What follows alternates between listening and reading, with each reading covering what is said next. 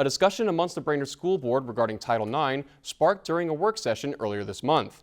Over 100 other school board members, including 3 from Brainerd School Board, signed a letter urging state leaders and the Minnesota State High School League to comply with the federal transgender athlete policy. Reporter Miles Walker has the story.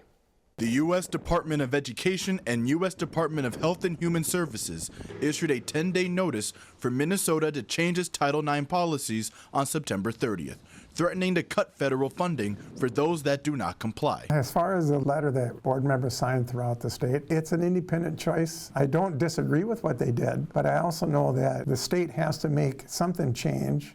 I mean, if we lose money on this deal, that's going to be an expensive decision. U.S. President Donald Trump gave the executive order back on February 5th this year, barring transgender athletes from participating in girls' and women's sports. However, Minnesota State Attorney General Keith Ellison filed a lawsuit against the action on April 22nd this year, citing Trump's order as both a Title IX violation and a Minnesota Human Rights Act violation. It's a little bit of whiplash, to be honest. I'd go back to what do we have control over as a school board, and we are looking out for our students. We don't ask people to declare or prove what their gender is, and why would we do that going forward, and how would you do that? That's very uncomfortable. Due to the federal shutdown initiated on October 1st, a federal judge granted the Department of Justice's request to stay the proceedings of Ellison's suit, while another motion from the DOJ to dismiss the suit is currently under consideration, both of which are why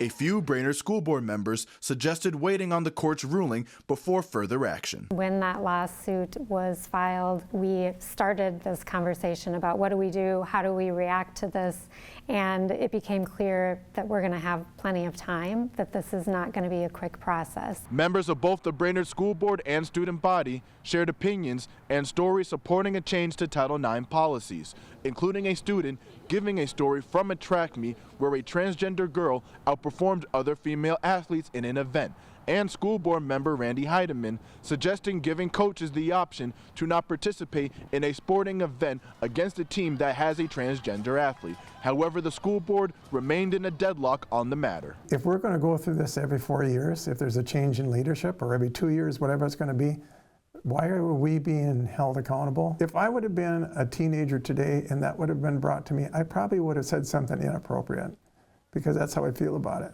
Leave me alone, let me do my sport, and you guys go figure out the stuff that you're supposed to do. Reporting in Brainerd, Miles Walker, Lakeland News. The Brainerd School Board's next work session will take place on November 6. Lakeland News is a nonprofit news organization. Donate to Lakeland PBS today to support your local news team.